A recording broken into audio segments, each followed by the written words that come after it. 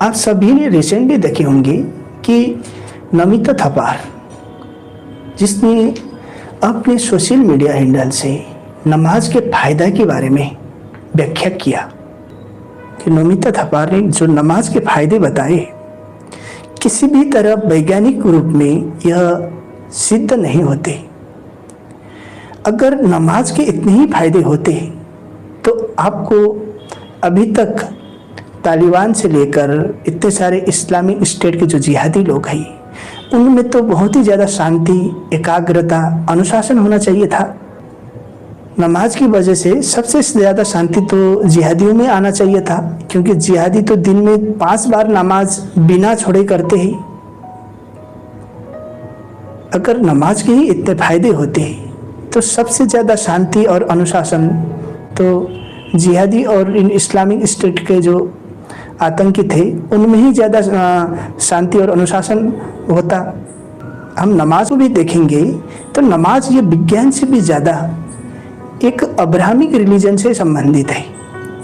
इसके फायदे किसके लिए हो सकते हैं? इसके फायदे एक इस्लामिक व्यक्ति के लिए हो सकते हैं, किसी वैज्ञानिक व्यक्ति के लिए नहीं हो सकते। अल्लाह अकबर जैसे जो नारे हैं वो भी नमाज के समय में वो लगाते हैं, जैसे ला इलाहा इल्लल्लाह मुहम्मदुन रसूलुल्लाह, ये भी नमाज के अंदर ही आती है बहुत सारे। इसका मतलब ये होता है कि वहाँ केवल एक ही अल्लाह है, कोई ईश्वर नहीं। वो वहाँ किसी भी दूसरे ईश्वर के रूप को स्वीकार करते ही नहीं, उसको रिजेक्ट कर देते ही, केवल अल्लाह ही सत्य मानते ही और पैगंबर मोहम्मद ही एकमात्र अंतिम संदेश वाहक के रूप में दिखाते हैं। अब बात यह है कि इसमें कौन सी साइंस है? नमाज का मतलब केवल बैठना ही नहीं होता, उसके साथ साथ वो उन इस्लामिक मंत्रों को भी उच्चारण करते हैं जो दुनिया की किसी भी सच्चाई को वो स्वीकार नहीं करते। यहाँ तक कि वो दूसरे के भगवान को भी स्वीकार नहीं करते, जैसे ला इलाहा इल्लल्लाह, there is no but only Allah. तो फिर इसमें कौन सी साइंस है? इससे कौन सा फायदा होता है? ये नमिता थपार को इसमें फायदा दिखाई देता है नमाज में। इस्लामिक स्टेट के जो जिहादी है वो तो 5 बार दिन में अनिवार्य नमाज पढ़ते ही, तो उनमें अनुशासन और शांति कहाँ है? उनमें तो बाकी लोगों से ज़्यादा होना चाहिए था अगर नमाज के इतने ही फायदे होते।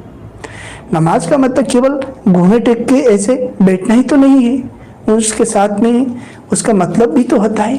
वो लोग जिस तरह कुरान की बातें उस समय उच्चारण करते हैं, वो किसी भी तरह दूसरे धर्म तथा जो नास्तिक है, नास्तिक के लिए स्वीकार्य बिल्कुल भी नहीं हो सकता, क्योंकि वो किसी भी तरह अल्लाह के सिवाय दूसरे को मानते ही नहीं। नमाज का मतलब केवल बैठना नहीं, नमाज जो ईश्वर के प्रति समर्पित बोलते हैं। कोई इंसान अपने कर्म के प्रति समर्पित है, नमाज के प्रति समर्पित नहीं है। समझ लो, मैं अपने कर्म के प्रति समर्पित हूँ, नमाज के प्रति समर्पित नहीं। मैं इस्लामी वैल्यू प्रति समर्पित नहीं हूँ, अपने कर्म प्रति। यहाँ कर्म ही बड़ा है। नमिता थपार जैसे जो है इस तरह की औरत है, उन्होंने कर्म के फायदे के बारे में बताना चाहिए, नमाज के फायदे। और उसके बाद लोग जब इनकी आलोचना करते हैं तो विक्टिम कार्ड खेलती है, बोलते कि नमाज के फायदे बोला तो मुझे टारगेट किया गया। टारगेट नहीं करेंगे तो क्या करेंगे? जो व्यक्ति खुद को इस तरह वैज्ञानिक सोच वाले बताते हैं, वही लोग नमाज लेकर आते हैं फायदा दिखाने के लिए, नमाज के फायदे दिखाने की कोशिश करते हैं। उनके पास कोई वैज्ञानिक टॉपिक ही नहीं मिला क्या? यहाँ AI टेक्नोलॉजी से लेकर दुनिया में आज के सेमीकंडक्टर्स, हर तरह की इनोवेशन हो रही है। यहाँ ये नमाज के ही फायदे दिखा रही नमिता थपार जैसे लोग।